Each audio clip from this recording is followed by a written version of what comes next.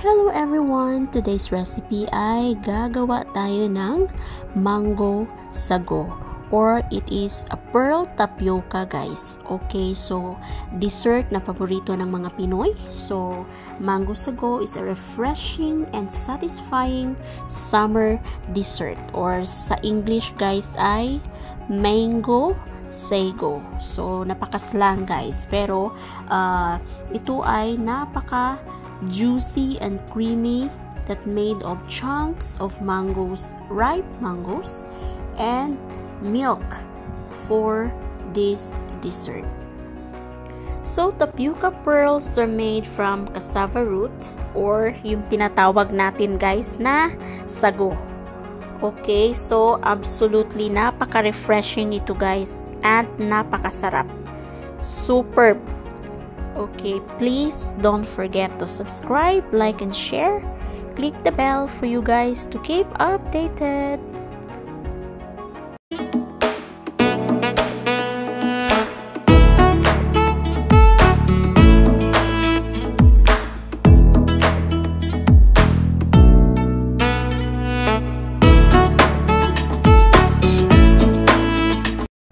Alright guys, so let's get started by boiling our 1 cup of tapioca pearls or yung ating sago. So guys, yung ating sago guys ay mayroon tayo ibang, mayroon tayong iba't ibang kulay nito. So gumamit tayo ng white today. So if you want to make it more colorful guys, ay pwede kayong gumamit ng iba't ibang kulay. Mayroon yang green, may pink, may yellow, mayroon din guys na malalaki nito. So yung ginamit ko ay yung tamang size lang, yung maliit lang siya guys. So ayan yung ating tapioca pearls. Kailangan na natin siya guys na pakuluan in a medium fire kasi nga guys ay nasusunog din yung ilalim niya. So from time to time ay kailangan natin siya guys na i-stir siya guys para hindi siya dumikit. Okay, and then tumatalsik siya guys, so you have to be very careful dahil nga guys ay tumatalsik at kailangan natin siya guys na low lang yung ating apoy nito guys. Okay, and slowly guys na magiging malambot yung ating sago. Okay, so ayan na nga guys, ang ginamit ko pala dito is 1 cup lang guys kasi nga pag naluto ito guys ay dumadami din siya guys. Okay, so depende kung gaano karami yung inyong lulutuin guys na dessert. Okay, so kung gaano kadami yung ingredients na iba pang gagamitin ninyo. So ayan, so makikita nyo yan guys na paunti-unti na guys na lumalapot kasi habang tumatagal na, habang malapit na siya guys na maluto ay lumalapot yung ating sago guys or yung ating tapioca pearls. Okay, so ayan na nga at naluto na yung ating pearls. Okay, so gumamit tayo ng 3 pieces ng ripe mango, okay, or mangoes. Okay guys, so yung ginawa ko lang dyan, slice lang natin yan guys. And mayroon tayong 2 bowl dito na isi-separate natin. Kumbaga mag-separate tayo ng ilalagay natin sa ating blender mamaya. So para magiging mas masarap yung ating mango sago dessert guys. Okay, ayan. So yan yung gagamitin natin sa ating i-blend na ihahalo natin sa ating blender mamaya. So mas masarap guys yung mango na mapipili ninyo guys, yung sobrang tamis at sobrang dilaw. Yung na bili ko guys, mas matamis naman siya guys, pero hindi siya ganon talaga ka super dilaw yung ating mangga. Okay, so ayan, so and minsan guys pagka hindi tayo maswerte sa ating mangga ay mayroong sa loob ay hindi ganon ka fresh or kaganda yung pagkaluto. So ayan, so depende na lang guys sa pagpili din natin ng ating mangga. So ayan, tanggalin na lang natin yan guys. And ayan, para sa ating panghalo mamaya guys, once na magmix na tayo ng mga ingredients, ay ganito yung gagawin natin. So hiwain lang natin at slice and ganyan. So makaka-create tayo ng mga square na paghiwa ng ating mangga guys. So ayan. So gusto ko guys na mayroon akong ihahalo sa pag-blend para yung pinaka-taste talaga ay malalasahan talaga natin yung mango flavor. So yan yung purpose ko guys. So ayan nga guys, at nakita nyo yan guys kung gaano lang kasimple mag cut ng ating small cubes na mangga. So, ayan. So, matamis naman guys yung napili ko na mangga guys. Actually, tama lang. So, once na matamis na yung mangga, so pwede tayong mag-control din ng ating condensed milk mamaya kung ayaw mo ng sobrang tamis or nagko-control ka ng tamis guys. Alright, so yung ating sago guys ay na luto na siya guys, and then malamig na siya. Okay, so hugasan lang guys or banlawan, i-rinse lang natin siya guys into running water. And ayan, so after na mabanlawan natin siya or ma-rinse natin siya guys sa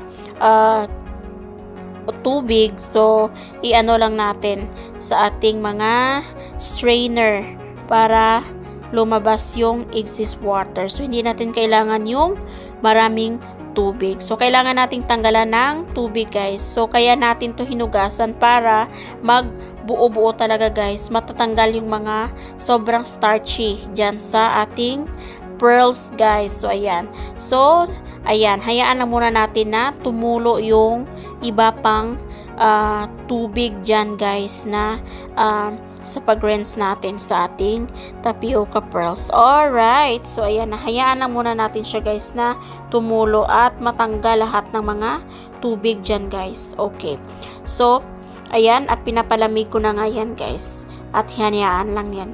Okay, so ngayon mayroon tayo ditong naka-ready na ating mga ingredients. So ayan guys, yung ating tapioca pearls, yung mango natin in 2 different bowls, and mayroon tayong 1 cup ng condensed milk, 1 cup ng evaporated milk, and gumamit din ako ng 1 cup ng fresh milk. So 3 types of milk yung ginamit ko. So kung gagawin natin guys, i-blend lang natin yung mga ingredients. Sobrang dali nito guys at napakasarap siya guys. Alam nyo guys, sobrang gustong-gusto talaga to ng mga tao dito sa bahay kasi nga napaka-refreshing niya guys. Napaka-very yung taste, yung lasa niya guys, napaka sarap lalo na pag tag-init guys. Sobrang sarap. So ayan, inilagay ko na yung isang sineparate natin kanina na mangga, and then ihalo lang guys lahat ng mga milk at saka yung mga condensed milk dyan, and i-blend lang natin na magiging blend talaga lahat ng yung mangga, yung everything na magiging mix siya guys. Okay, so ilagay lang natin lahat. So actually guys, medyo marami-rami yung ginawa natin na kumbaga yung ating sauce. Parang, 'di ba, yung parang sauce dito guys, yung ginawa natin. So, yung ating ginawa ay sobrang dami, yung binlend natin guys, na naka-blend, so sobrang dami. So, it's okay. So, ayan. So, ayan, naka-blend na yan guys. And, nakita nyo guys na hindi siya ganun talaga ka yellow. Kasi nga, yung ating mangga ay napaka-light lang siya guys.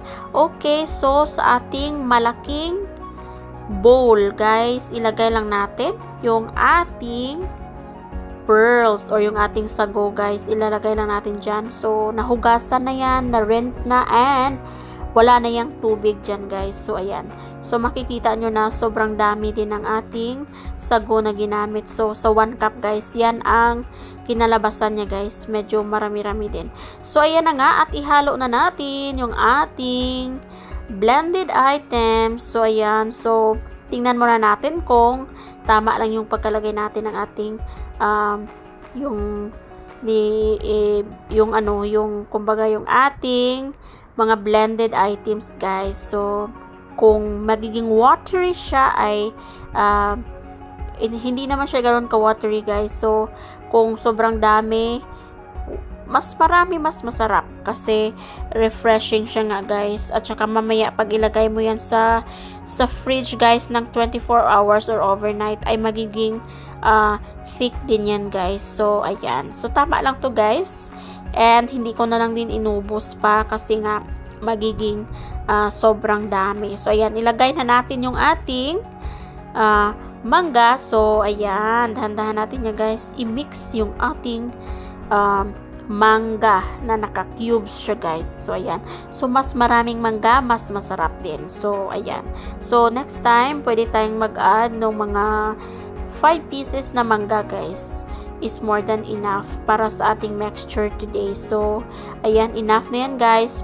But if you want more, and kahit minsan, guys, pwede din kayong gumamit ng iba't ibang klase ng fruits, like yung ating watermelon or kahit ano yung gusto nyo, guys, pwede na i-add dito. Okay, so yan na nga, at na-mix na natin, and pwede na natin siya, guys, i-serve, or if you really want, guys, na sobrang sarap and refreshing, ay i-overnight muna natin sa ating mga fridge, guys. So ito nga, guys, and ready to eat na yan dahil cold na yan, guys. So see, nagiging matigas siya, guys, and nagiging thick yung consistency niya dahil nailagay na natin siya ng overnight sa ating refrigerator, guys. So ayan, napakasarap and tama lang yung tamis niya, guys. So kung ayaw nyo ng sobrang tamis, okay, never mind. Yung mangga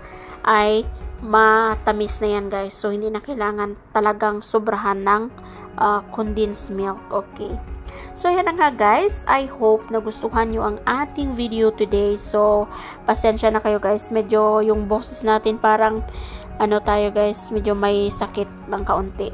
So ayan na nga, and I hope nag-enjoy kayo, and maraming salamat. Thank you very much, guys, for watching. So ayan na nga, guys. So ito yung mas masarap pagka sobrang dilaw yung ating mangga, guys. So pwede kayong mag-add more mango on top. Okay, so thank you, guys, for watching. Sa mga hindi pa dyan nakasubscribe, like and share, please, guys, support my channel by clicking subscribe, like and share, click the bell, guys, to keep updated. Thank you very much, everyone, for watching. See you again soon in my upcoming videos, guys, and please check it out, all my videos that is already uploaded down there. Bye, have a nice day.